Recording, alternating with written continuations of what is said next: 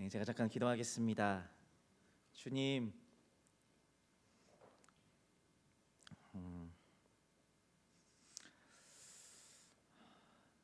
아무것도 갖지 못한 채 이 세상에 와서 아무것도 쥐지 못하고 가는 세상이다라고 말하지만, 주님, 우리는 우리의 삶을 위해서, 우리의 크고 작은 우리의 삶의 모양들을 위해서 기도하고 응원하는 우리의 지체들을 선물 받은 삶입니다.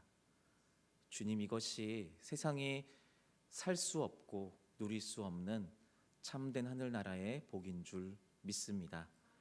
이 복을 누리며 또 이 복을 전파하며 살기로 결단하며 주님 앞에 예물을 드리는 손길이 있습니다. 김윤희, 김윤경, 김윤미, 노민서, 노연서, 주의 이름들 기억하시고 예물이 쓰이는 모든 곳에 하나님의 나라가 확장되는 역사 있게 하여 주십시오. 감사드리며 예수님의 이름으로 기도드립니다. 아멘. 네. 샤론 찬양대의 찬양을 이렇게 너무나도 잘 아는 찬양, 이렇게 들으면서 혹시 보신 분이 있는지 모르겠지만 제가 씩 웃었습니다. 당연히 찬양대원 분들은 못 보셨죠? 뒤통수에서 씩 웃고 있었거든요. 찬양의 가사의 메시지가 제가 설교를 굳이 하지 않아도 될 만큼 너무 이렇게 취저라고 하죠. 취향 저격. 그런 거여서 저는 기도하는 것, 특히 내가 아닌 누군가를 위해서 중보기도하는 것, 누군가를 위해 기도해 주는 것은 세상이 이해할 수 없는 어떤 영적인 연결이라고 생각합니다. 기도를 통해서 하나님께서 일하십니다. 근데 제가 믿는 하나님은 우리의 기도를 통해서 그 기도의 대상인 사람을 우리로 기억하게 하고 그들의 삶을 응원하게 하고 내가 할 수 있는 한 그들의 삶에 들어가서 그들의 삶을 도우기 위해 애쓰는 것이라고 생각합니다. 하나님은 그렇게 우리의 기도를 통해 일하십니다. 그렇게 우리는 연결된 사람들입니다. 믿으시죠? 아멘 하신 분들은 앞뒤 좌우 있는 보시면서 인사하시겠습니까? 우리는 연결돼 있습니다.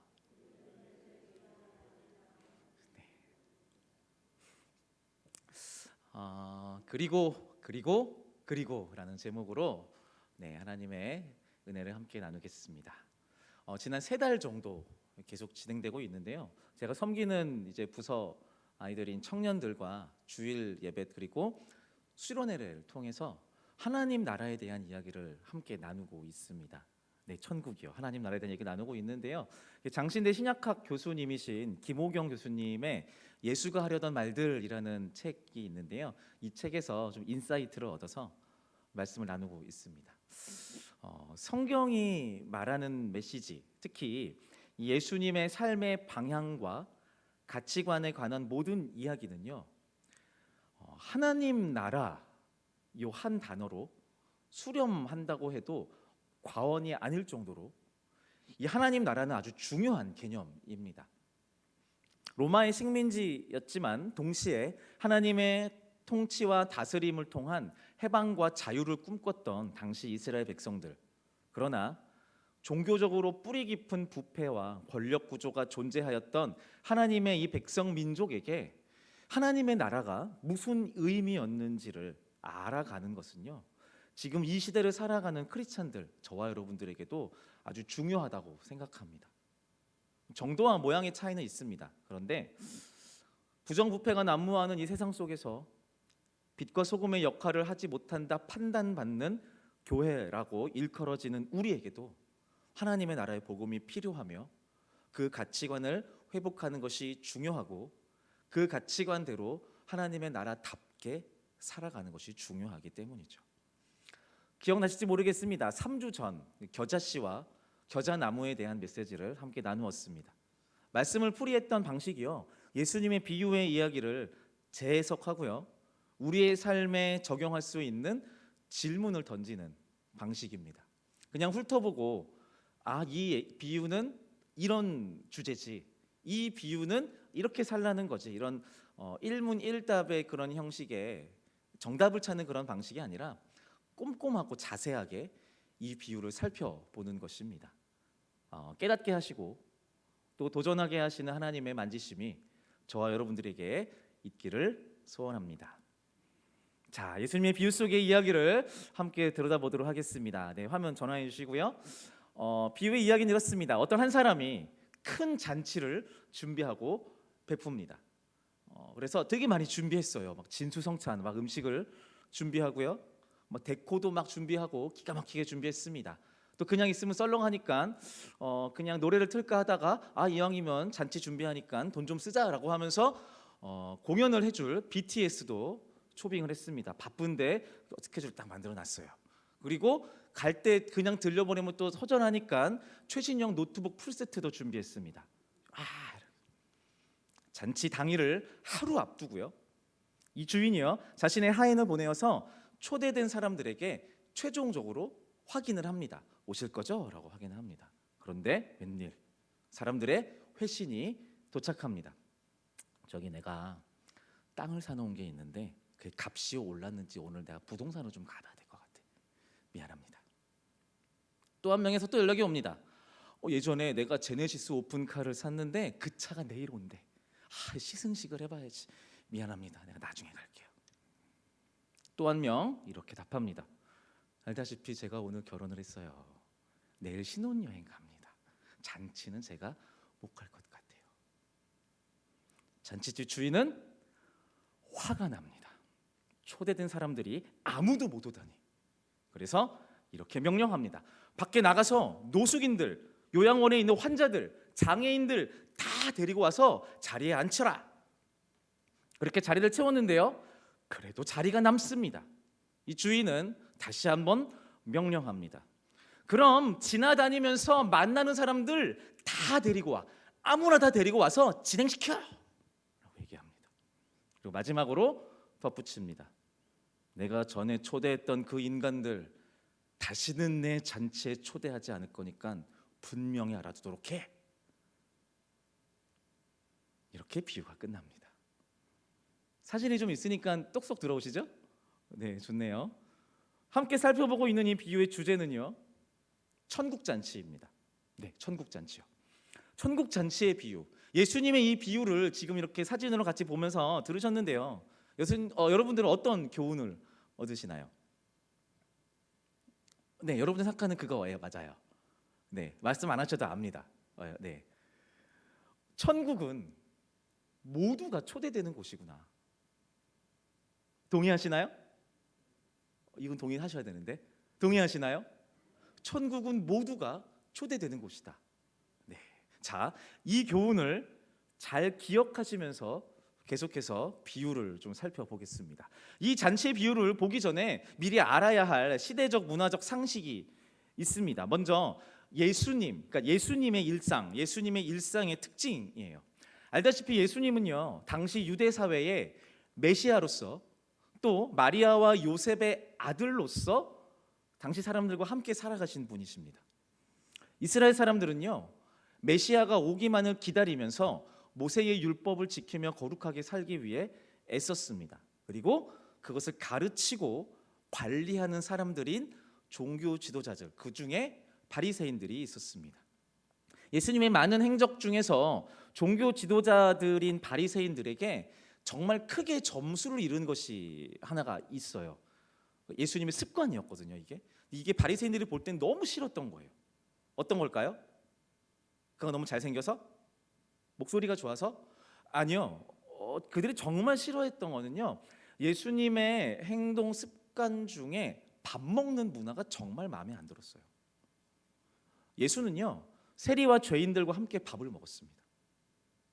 이게 왜 싫었느냐? 정결함과 거룩함을 유지하는 것이 이 종교 지도자들 바리새인들한테 정말 중요했어요. 왜냐하면은 그들의 조상들이 망했던 이유가 거룩한 하나님을 온전히 섬기지 않고 방탕히 행했었던 것들 때문에 그들의 조상이 망했다라고 생각하고 있거든요. 그럼 그것과 반대되는 삶을 살려면 거룩함과 정결을 유지하는 삶이었단 말이에요. 그래야지 우리가 다시 하나님의 벌을 받지 않을 것이다라고 믿었거든요. 그런데 하나님의 아들 메시아라고 하는 자가 나타나서 일단 이렇게 그 겉모습도 그렇게 좋지는 않은데 이 인간이 같이 밥을 먹는 사람들, 친구들이 세리이고 죄인들이고 여자들이고 성치 않은 사람들인 거예요. 더러운 거거든요. 정결하지 않은 거거든요. 그게 정말 싫었던 거예요. 소화가 안 되는 겁니다, 이게. 그래서 예수의 식탁은 분명 유대교 정결법에 대한 도전이었습니다. 반복합니다. 유대인들 사이에 당연시 여겼던 식탁 예절을 정면으로 반박하였던 예수님이요, 지금 비유로서 잔치집 식사의 이야기를 하고 계신 겁니다. 자, 이게 예수님에 대한 상식이고요. 또 한 가지 잔치, 당시 유대 문화 안에서의 잔치에 대한 상식이에요. 어떤 거냐면요, 당시 유대인들 사이에서는 이런 잔치가 좀 흔했습니다. 그러니까 좀 있는 사람 베풀고 기념하기 위해서 잔치를 여는 거거든요. 잔치를 열면요, 잔치집 주인은요 초대장을 만들어요. 그래가지고 사람들에게 전달합니다.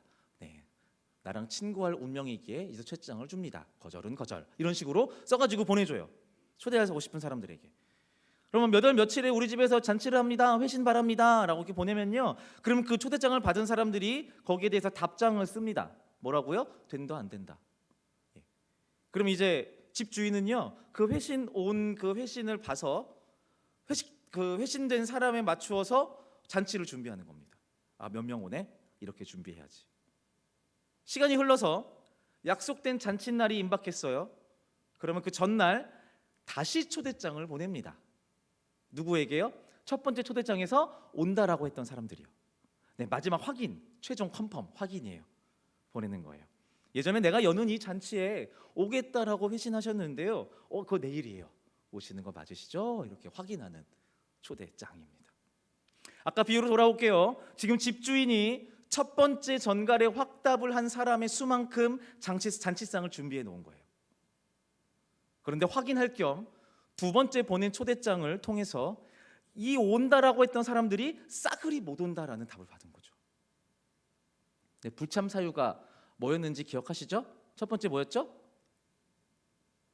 땅 사서 부동산 간다고. 두 번째 뭐였죠? 차. 여기에서 이제 소 샀다라고 본문에 나와 있는데 비슷한 의미로 차 샀다고. 세 번째 뭐였죠? 신혼여행. 이 세 개 중에 그래도 세 번째가 그래도 제일 합당한 이유 같죠. 근데 말이 안 되죠. 결혼 약속을 언제 잡아요? 일주일 전에 잡나요?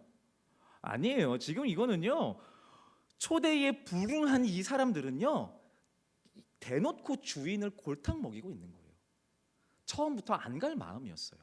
주인이 마음에 안 들어서. 그런데 어디 한번 맛 좀 봐라라고 하면서 첫 번째 초대에 응하고 두 번째 초대에 의도적으로 가지 않겠다라고 하는 거예요. 그들은 지금 잔치집 주인을 냉대하고 있는 겁니다. 무슨 이유인지는 모르겠지만 자신들의 입맛에 맞지 않는 행색을 하는 이 집 주인에게 이런 식으로 치졸하게 대놓고 그들의 불만을 표출하고 있는 거예요.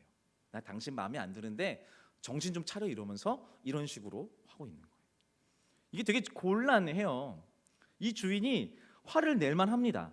왜냐하면 이 잔치를 위해서 준비한 게 되게 많잖아요. 그리고 잔치를 연다고 소문도 냈거든요. 엄청나게 소문도 냈어요. 온 동네에 퍼졌어요.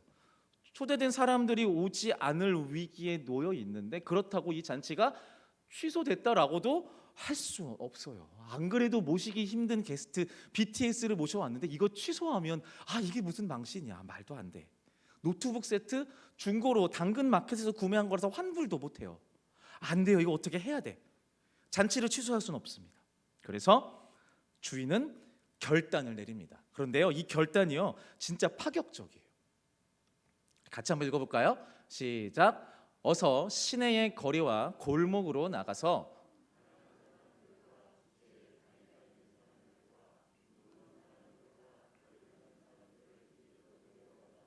네, 이거 왜 파격적인지 아시겠어요? 왜 지금 비유 안에서인 건데요. 예수님이 지금 비유로서 이걸 말씀하시잖아요. 이 말씀을 듣고 있는, 이 비유를 듣고 있는 사람들 중에 종교 지도자들이 있어요. 이게 왜 파격적이냐면 관행을 깨부수기 때문이에요. 관행을 산산조각 내는 거예요. 아까 말씀드렸잖아요. 이 시대의 잔치는 두 번의 초대를 통해서 손님을 초대하는 방식이에요. 내일이 잔치니까 급하니까 그럴 수 있다. 뭐 두 번 아니라 한 번에 초대될 수 있다. 네, 그렇다고 칩시다. 그런데 지금 초대하는 대상이 지체에 장애가 있는 사람, 눈먼 사람, 다리 저는 사람들이에요. 일반적인 잔치에 초대되는 대상의 제약에서 완전히 벗어나는 사람들이에요. 이런 사람들은 잔치에 초대될 수 없어요.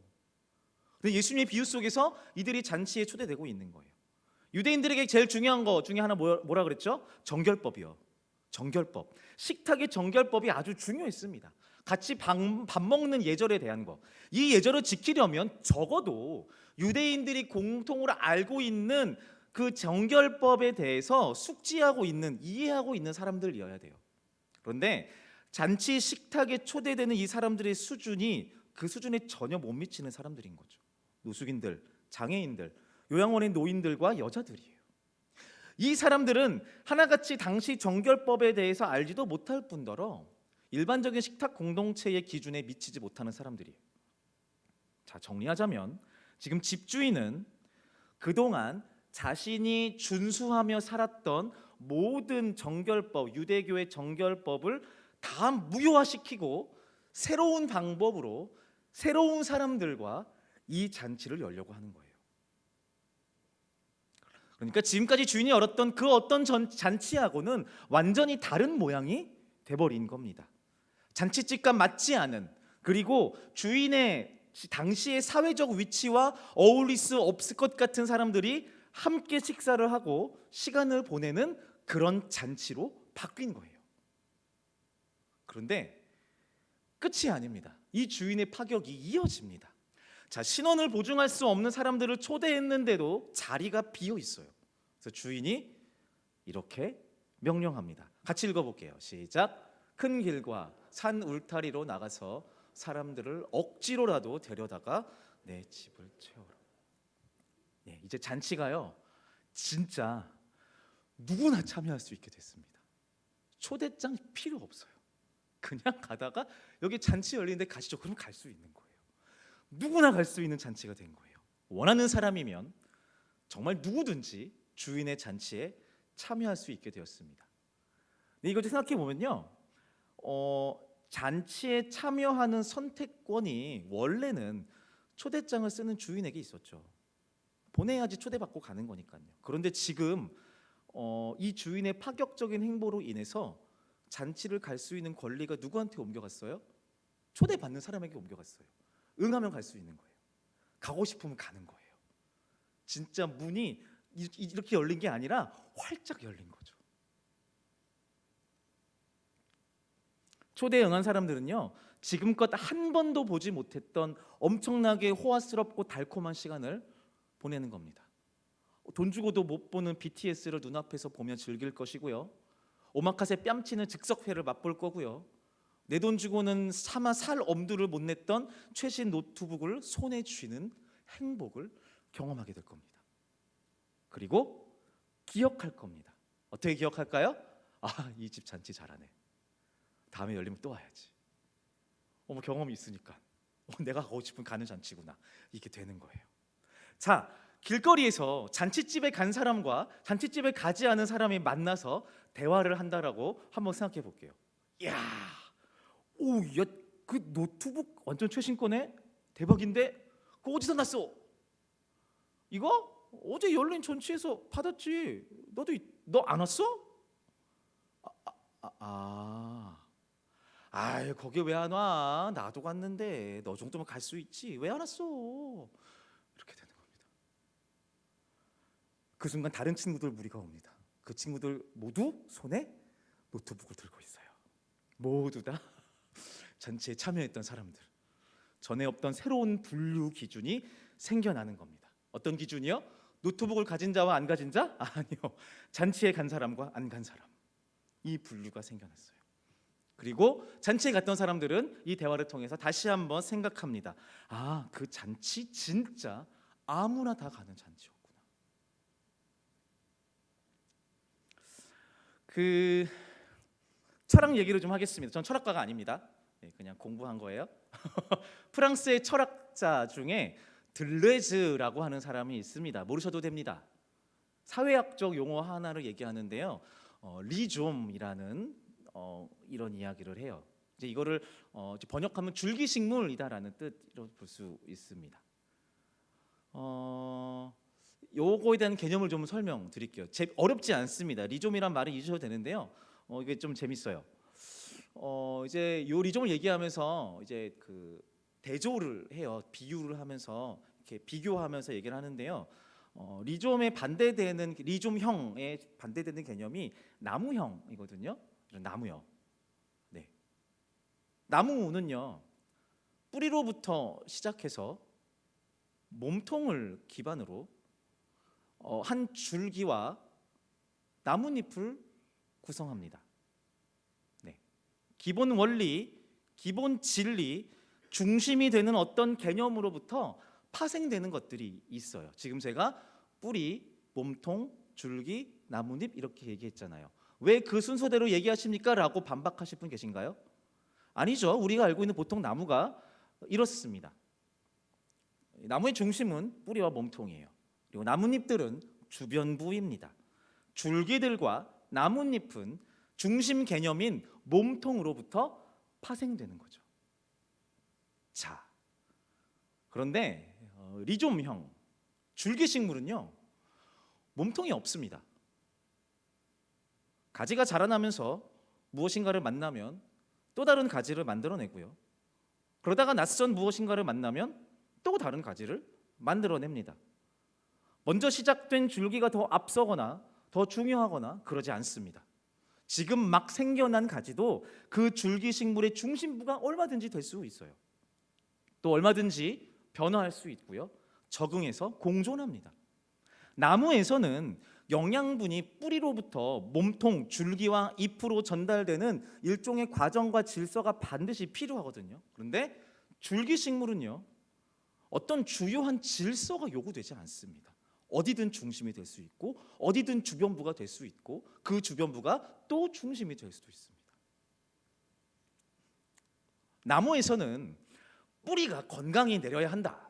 그러면 더 굵은 몸통을 형성하게 되고 그래야 더 많은 줄기들을 만들어낼 것이고 결국엔 울창한 나뭇잎들을 만들어낼 것이다 라고 얘기해요. 이게 이런 방식이 나무의 방식이라면 들레즈가 말했던 리좀에서는요 여기 하나의 줄기가 있다.